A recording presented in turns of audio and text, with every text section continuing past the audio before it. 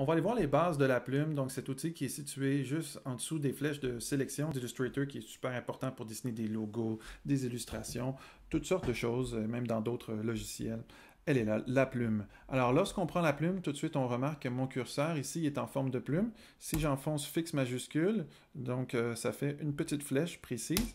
Moi, j'aime mieux travailler comme ça ici. Si vous voulez travailler avec ça et que vous avez quand même la petite X, c'est que dans les préférences d'Illustrator, donc je vais dans les préférences générales, il faut juste décocher haute précision du curseur ou le cocher si jamais vous préférez travailler toujours avec le petit X. Moi, je préfère travailler avec la plume, donc je décoche ça, je pèse sur OK.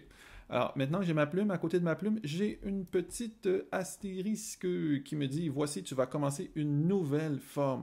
Alors on va essayer, regarde. Comment ça fonctionne, c'est qu'ici, dans le bas de la palette d'outils, j'ai mes couleurs de remplissage puis mes couleurs de détourage. Alors, lorsque je clique deux fois, je peux choisir une couleur.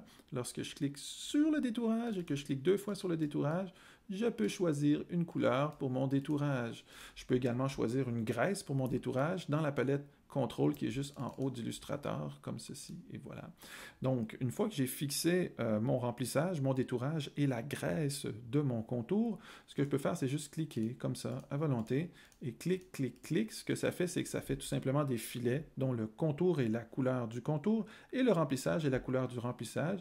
Et quand je reviens à mon point de départ, j'ai un petit rond près de ma plume qui me dit « Voici, tu fermes ta forme ». Et ma plume revient apte à créer d'autres formes. Cette forme, je peux la déplacer avec la flèche noire ou la modifier les points avec la flèche blanche comme ça, en cliquant directement sur un point d'ancrage. Des fois, ce qu'il faut que je fasse, c'est que je clique à l'extérieur puis que j'aille directement sur un point pour cliquer sur un point et le modifier. Je peux aussi cliquer, glisser, sélectionner deux points d'ancrage, trois points d'ancrage à la fois.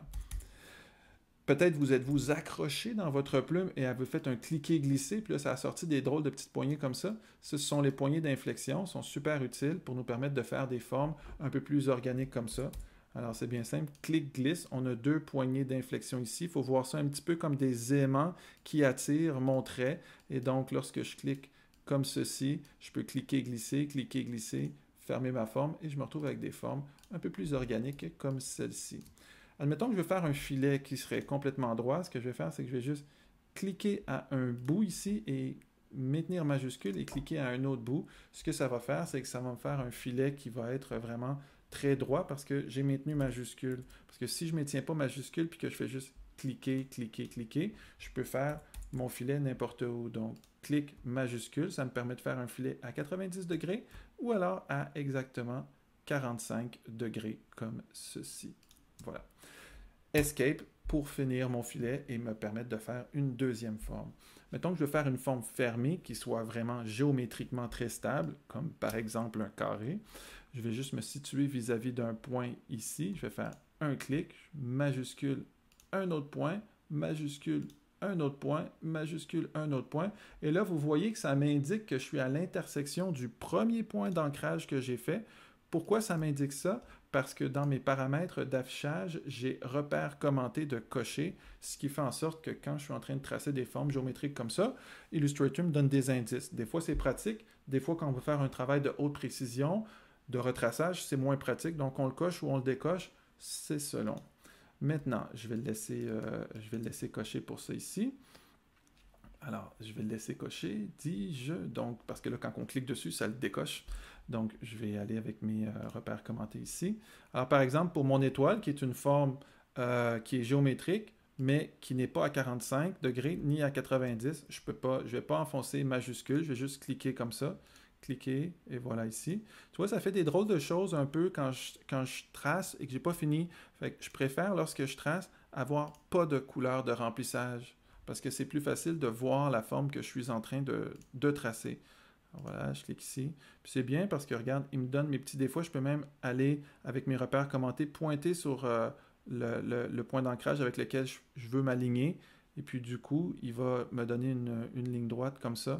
Il va m'aider à tracer mes formes pour qu'elles soient géométriquement correctes. Et une fois que j'ai fini, donc, je peux y ajouter la couleur de remplissage en cliquant deux fois ici, ou en cliquant ici, ou en cliquant ici pour mettre un dégradé, puis la fenêtre de dégradé va apparaître à côté pour me permettre de manipuler mon dégradé aussi. Maintenant, si je veux faire un cercle, c'est un peu plus complexe parce que là, c'est clic, glisse, mais je veux que ce soit géométriquement correct.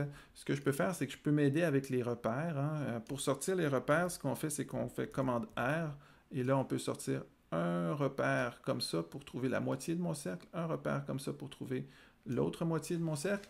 Et alors, du coup, je vais cliquer avec ma plume.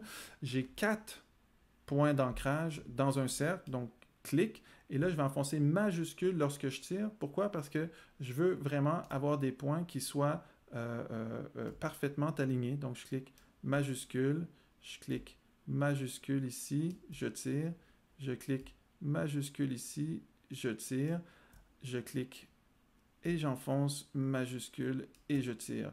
Voyez-vous ici, j'ai fait une petite gaffe, mes poignées ne sont pas tout à fait précises. Pas de panique, pas de panique.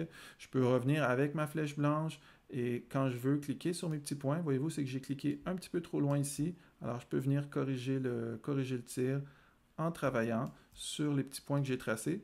Juste si on a mis majuscule au début, s'assurer d'enfoncer majuscule aussi lorsqu'on corrige.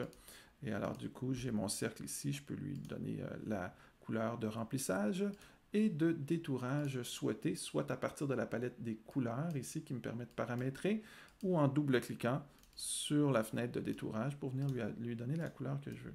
Alors donc, ce que j'ai ici, c'est une forme qui combine courbe et sommet. Un sommet, c'est les coins qu'on voit ici. Donc, ces coins-là, ce sont des sommets et mes courbes qui sont là. Alors là, voici ce que je vais faire quand je vais commencer à tracer. Là, ça m'embête un peu parce que mes repères commentés m'empêchent d'être précis. Donc, je vais justement, c'est une bonne circonstance pour vous le montrer, justement, je vais l'enlever parce que ça m'embête pour faire ça. Alors, je vais cliquer précisément, je vais positionner mon point ici, et alors là, je vais faire quelque chose d'un petit peu particulier. Je vais cliquer, puis je vais enfoncer Alt avant de tirer. Alt parce que je veux tirer une poignée seulement d'un bord. Alt ou Option, la petite touche qui est écrite ALT, là, ça me permet de tirer, mais seulement d'un côté. Alors là, j'enfonce et je tire ma poignée d'inflexion seulement d'un côté parce que de l'autre, eh bien, de l'autre, ça va être une droite. Ensuite, je lâche la souris, toujours lâcher la souris avant les touches du clavier. Ensuite, je me positionne à l'intersection ici parce qu'on sait que dans notre cercle, on a 4 points. J'enfonce majuscule, puis je viens tirer ma droite ici. Même chose ici, donc je me positionne ici. Alors là, si je voudrais être très précis, je pourrais aller rechercher mes repères commentés, mais ça va, je vais me fier à mon instinct pour ce petit moment ici. Des fois, quand mon point n'est pas précisément là où je veux, je peux lâcher ma touche de raccourci, appuyer sur la barre d'espacement et ça me permet de positionner mon point sans lâcher la souris. Je lâche la barre d'espacement puis je peux continuer avec majuscule de tirer mon point qui est ici. Voici, je le mets, mon point est presque parfaitement aligné juste en cliquant dessus. Là, je clique sur majuscule. Et là, voici ce qui arrive, voyez? Donc là, en ce moment, j'arrive aux confins, j'ai une forme, j'ai fait une courbe parce que bien sûr, j'avais une courbe qui était ici. Mais devant moi, je suis un peu embêté parce que j'ai une ligne droite. C'est très simple. Avec ma poignée de Bézier en main, avec ma plume, je vais juste venir recliquer sur ce point-là. Du coup, ça brise ma poignée. Et alors, ça me permet de tracer des lignes droites avec majuscule comme ça. Et je reviens à mon point de départ pour fermer ma forme. Et ça ferme ma forme avec majuscule comme ça. Et après, je peux venir justement remplir cette forme-là avec la couleur de remplissage et la couleur de détourage que je veux. J'ai pesé sur Alt pour venir briser mes formes. Je peux toujours aussi peser sur le petit outil qui est ici. Donc, sous la plume, j'ai l'outil de conversion de point d'ancrage. Qu'est-ce que ça fait, cet outil-là? C'est que ça clique sur un point qui est une courbe et ça le convertit en sommet. Ça clique sur une poignée qui est dans une courbe et ça me permet de la manipuler indépendamment de l'autre poignée. Ça peut cliquer aussi sur une poignée de coin et la convertir en courbe tout simplement en glissant sur cette poignée-là. Donc l'outil de conversion, c'est un outil qui me permet a posteriori, donc une fois que j'ai fait ma forme ou que j'ai une forme devant moi, de convertir les coins en courbes ou alors de convertir les courbes en points tout simplement en cliquant sur les formes ou en cliquant et glissant sur les formes qui sont devant moi ou en cliquant sur les poignées pour les rendre indépendantes les unes des autres. C'est un outil qu'on peut utiliser à n'importe quel moment dans Illustrator. Donc voilà, ça couvre un peu la base de cet outil essentiel qu'est la plume.